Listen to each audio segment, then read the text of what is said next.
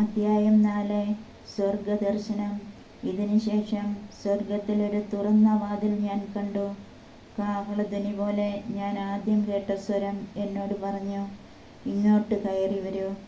ഇനിയും സംഭവിക്കേണ്ടവ നിനക്ക് ഞാൻ കാണിച്ചു തരാം. പെട്ടെന്ന് ഞാൻ ആത്മീയാനുഭൂതിയിൽ ലയിച്ചു. അതാ, സ്വർഗത്തിൽ ഒരു സിംഹാസനം ഒരുക്കപ്പെട്ടിരിക്കുന്നു. സിംഹാസനത്തിൽ ഒരുവൻ ഇരിക്കുന്നു. സിംഹാസനസ്ഥൻ കാഴ്ചയിൽ സൂര്യകാന്തം പോലെയും മാണിക്യം പോലെയുമായിരുന്നു.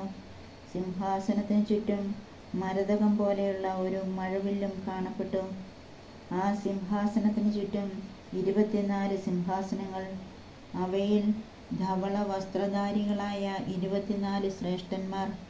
അവരുടെ ശിരസിൽ സ്വർണ്ണ കിരീടങ്ങൾ. സിംഹാസനത്തിൽ നിന്ന് മിന്നൽ പിണരുകളും ശബ്ദങ്ങളും ഇടിമുഴക്കങ്ങളും പുറപ്പെടുന്നു. സിംഹാസനത്തിനു മുൻപിൽ ജ്വലിക്കുന്ന 7 തീപ്പന്തങ്ങൾ. ഇവ ദൈവത്തിൻ്റെ സപ്താത്മാക്കളാണ്. സിംഹാസനത്തിനു മുൻപിൽ ഒരു പളുങ്ക് കടൽ. സിംഹാസനത്തിൻ്റെ മധ്യത്തിലും ചുറ്റിലുമായി 4 ജീവികൾ. അവയ്ക്ക് മുൻപിലും പിൻപിലും നിറയെ കണ്ണുകൾ. ഒന്നാമത്തെ ജീവി സിംഹത്തെപ്പോലെ, രണ്ടാമത്തേത് കാളയെപ്പോലെ, മൂന്നാമത്തേതിന് മനുഷ്യൻ്റേതുപോലുള്ള മുഖം, നാലാമത്തേത് പറക്കുന്ന കഴുകനെപ്പോലെ. ഈ 4 ജീവികൾക്കും 6 ചിറകുകൾ വീതം. ചുറ്റിലും ഉള്ളിലും നിറയെ കണ്ണുകൾ. രാപകൽ ഇടവിടാതെ അവ ഉദ്ഘോഷിക്കുന്നു, ആയിരുന്നവനും ആയിരിക്കുന്നവനും വരാനിരിക്കുന്നവനും സർവശക്തനും ദൈവവുമായ കർത്താവ് പരിശുദ്ധൻ, പരിശുദ്ധൻ, പരിശുദ്ധൻ. ആ ജീവികൾ സിംഹാസനസ്ഥന് നിത്യം ജീവിക്കുന്നവന് മഹത്വവും ബഹുമാനവും സ്തുതിയും നൽകിയപ്പോഴെല്ലാം ആ 24 ശ്രേഷ്ഠന്മാർ സിംഹാസനസ്ഥൻ്റെ മുൻപിൽ വീണ് നിത്യം ജീവിക്കുന്നവന് സാഷ്ടാംഗം പ്രണമിക്കുകയും തങ്ങളുടെ കിരീടങ്ങൾ സിംഹാസനത്തിന് മുൻപിൽ സമർപ്പിച്ചുകൊണ്ട് ഇങ്ങനെ പറയുകയും ചെയ്തിരുന്നു, ഞങ്ങളുടെ ദൈവവും കർത്താവുമായ അവിടുന്ന് മഹത്വവും ബഹുമാനവും ശക്തിയും സ്വീകരിക്കാൻ അർഹനാണ്. അങ്ങ് സർവവും സൃഷ്ടിച്ചു. അങ്ങയുടെ ഹിതമനുസരിച്ച് അവയ്ക്ക് അസ്തിത്വം ലഭിക്കുകയും അവ സൃഷ്ടിക്കപ്പെടുകയും ചെയ്തു. അധ്യായം 5. മുദ്രിത ഗ്രന്ഥവും കുഞ്ഞാടും. സിംഹാസനസ്ഥൻ്റെ വലത്ത് കൈയിൽ അകത്തും പുറത്തും എഴുതപ്പെട്ടതും സപ്തമുദ്രകൾ പതിച്ചതുമായ ഒരു പുസ്തകച്ചുരുൾ ഞാൻ കണ്ടു. ശക്തനായ ഒരു ദൂതനെയും ഞാൻ കണ്ടു. അവൻ ഉച്ചസ്വരത്തിൽ വിളിച്ചു പറഞ്ഞു, ഈ ചുരുൾ നിവർത്താനും അതിൻ്റെ മുദ്രകൾ പൊട്ടിക്കാനും അർഹതയുള്ള ആരുണ്ട്?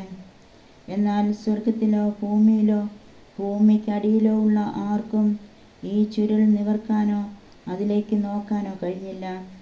ചുരുൾ നിവർക്കാനോ അതിലേക്ക് നോക്കാനോ യോഗ്യനായി ആരെയും കണ്ടെത്താഞ്ഞതിനാൽ ഞാൻ വളരെയേറെ കരഞ്ഞു. അപ്പോൾ ശ്രേഷ്ഠന്മാരിലൊരാൾ എന്നോട് പറഞ്ഞു, കരയാതിരിക്കൂ. ഇതാ, യൂദാ വംശത്തിൽ നിന്നുള്ള സിംഹവും ദാവീദിൻ്റെ വേരുമായവൻ വിജയിച്ചിരിക്കുന്നു. അവന് ചുരുൾ നിവർക്കാനും സപ്തമുദ്രകൾ പൊട്ടിക്കാനും കഴിയും. അപ്പോൾ സിംഹാസനത്തിൻ്റെയും 4 ജീവികളുടെയും മധ്യേ ശ്രേഷ്ഠന്മാരുടെ നടുവിൽ കൊല്ലപ്പെട്ടതായി തോന്നുന്ന ഒരു കുഞ്ഞാട് നിൽക്കുന്നത് ഞാൻ കണ്ടു. അവന് 7 കൊമ്പുകളും 7 കണ്ണുകളുമുണ്ട്. ഈ കണ്ണുകൾ ലോകമെമ്പാടും അയക്കപ്പെട്ട ദൈവത്തിൻ്റെ സപ്താത്മാക്കളാണ്. അവൻ ചെന്ന് സിംഹാസനസ്ഥൻ്റെ വലത്ത് കൈയിൽ നിന്ന് ചുരുൾ വാങ്ങി. അവൻ അത് സ്വീകരിച്ചപ്പോൾ 4 ജീവികളും 24 ശ്രേഷ്ഠന്മാരും കുഞ്ഞാടിൻ്റെ മുൻപിൽ സാഷ്ടാംഗം പ്രണമിച്ചു. ഓരോരുത്തരും വീണയും വിശുദ്ധരുടെ പ്രാർത്ഥനകളാകുന്ന പരിമളദ്രവ്യം നിറഞ്ഞ സ്വർണ്ണ കലശങ്ങളും കയ്യിലേന്തിയിരുന്നു. അവർ ഒരു നവ്യഗാനം ആലപിച്ചു. പുസ്തകച്ചുരുൾ സ്വീകരിക്കാനും അതിൻ്റെ മുദ്രകൾ തുറക്കാനും നീ യോഗ്യനാണ്. കാരണം നീ വധിക്കപ്പെടുകയും നിന്റെ രക്തം കൊണ്ട് എല്ലാ ഗോത്രത്തിലും ഭാഷയിലും ജനതകളിലും രാജ്യങ്ങളിലും നിന്നുള്ളവരെ ദൈവത്തിനു വേണ്ടി വിലയ്ക്ക് വാങ്ങുകയും ചെയ്തു. നീ അവരെ നമ്മുടെ ദൈവത്തിന് ഒരു രാജ്യവും പുരോഹിതന്മാരുമാക്കി. അവൻ ഭൂമിയുടെ മേൽ ഭരണം നടത്തും. പിന്നെ ഞാൻ സിംഹാസനത്തിൻ്റെയും ജീവികളുടെയും ശ്രേഷ്ഠന്മാരുടെയും ചുറ്റും അനേകം ദൂതന്മാരെ കണ്ടു. അവരുടെ സ്വരവും ഞാൻ കേട്ടു. അവരുടെ എണ്ണം 10,000-ങ്ങളുടെ 10,000-ങ്ങളും 1,000-ങ്ങളുടെ 1,000-ങ്ങളുമായിരുന്നു. ഉച്ചസ്വരത്തിൽ അവർ ഉദ്ഘോഷിച്ചു, കൊല്ലപ്പെട്ട കുഞ്ഞാട് ശക്തിയും ധനവും ജ്ഞാനവും ആധിപത്യവും ബഹുമാനവും മഹത്വവും സ്തുതിയും സ്വീകരിക്കാൻ യോഗ്യനാണ്.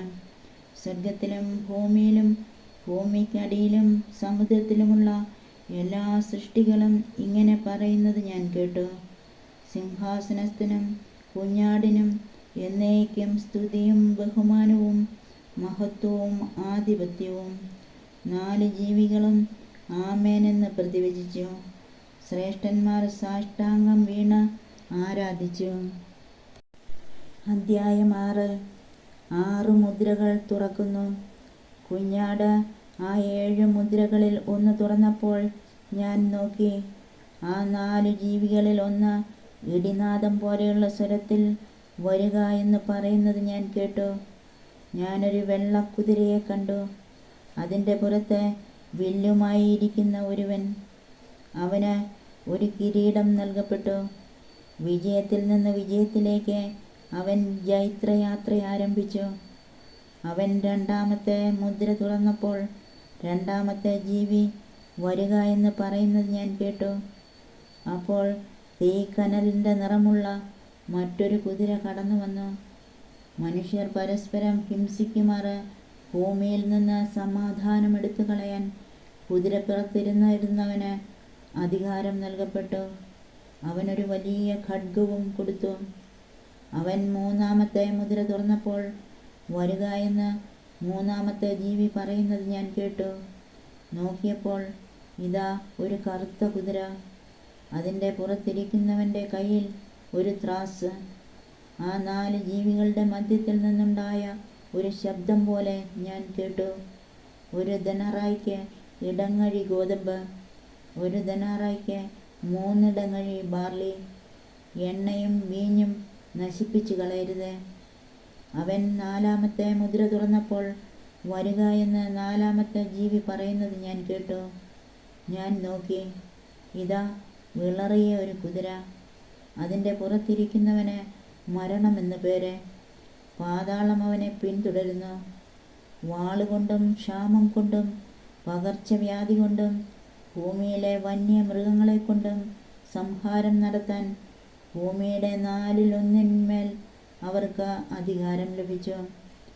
അവൻ 5ാമത്തെ മുദ്ര തുറന്നപ്പോൾ ദൈവവചനത്തെ പ്രതിയും തങ്ങളുടെ സാക്ഷ്യത്തെ പ്രതിയും വധിക്കപ്പെട്ടവരുടെ ആത്മാക്കളെ ബലിപീഠത്തിന് കീഴിൽ ഞാൻ കണ്ടു.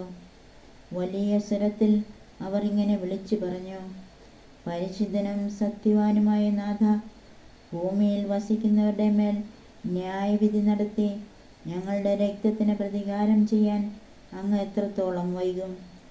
അവർക്ക് ഓരോരുത്തർക്കും ധവളവസ്ത്രം നൽകപ്പെട്ടു. അവരെപ്പോലെ വധിക്കപ്പെടാനിരുന്ന സഹദാസരുടെയും സഹോദരരുടെയും എണ്ണം തികയുന്നതുവരെ അല്പസമയം കൂടി വിശ്രമിക്കാൻ അവർക്ക് നിർദ്ദേശം കിട്ടി. അവൻ 6ാമത്തെ മുദ്ര തുറന്നപ്പോൾ ഞാൻ നോക്കി, വലിയൊരു ഭൂകമ്പമുണ്ടായി. സൂര്യൻ കരിമ്പടം പോലെ കറുത്തു, ചന്ദ്രനാകെ രക്തം പോലെയായി. കൊടുങ്കാറ്റിൽ ആടിയുലയുന്ന അത്തിവൃക്ഷത്തിൽ നിന്ന് പച്ചക്കായ്കൾ പൊഴിയുന്നത് പോലെ ആകാശ നക്ഷത്രങ്ങൾ ഭൂമിയിൽ പതിച്ചു. ആകാശം തെറുത്തുമാറ്റി ചുരുൾ പോലെ അപ്രത്യക്ഷമായി. എല്ലാ പർവ്വതങ്ങളും ദ്വീപുകളും അവയുടെ സ്ഥാനങ്ങളിൽ നിന്നും മാറ്റപ്പെട്ടു. ഭൂമിയിലെ രാജാക്കന്മാരും പ്രമുഖന്മാരും സൈന്യാധിപന്മാരും ധനികരും പ്രബലരും എല്ലാ അടിമകളും സ്വതന്ത്രരും ഗുഹകളിലും പാറക്കെട്ടുകളിലും ചെന്നൊളിച്ചു. അവർ മലകളോടും പാറകളോടും വിളിച്ചു പറഞ്ഞു, ഞങ്ങളുടെ മേൽ വന്ന് വീഴുവിൻ. സിംഹാസനസ്ഥൻ്റെ ദൃഷ്ടിയിൽ നിന്നും കുഞ്ഞാടിൻ്റെ ക്രോധത്തിൽ നിന്നും ഞങ്ങളെ മറയ്ക്കുവിൻ. എന്തെന്നാൽ അവരുടെ ക്രോധത്തിൻ്റെ ഭീകരദിനം വന്നു കഴിഞ്ഞു. ചെറുത്തു നിൽക്കാൻ ആർക്ക് കഴിയും?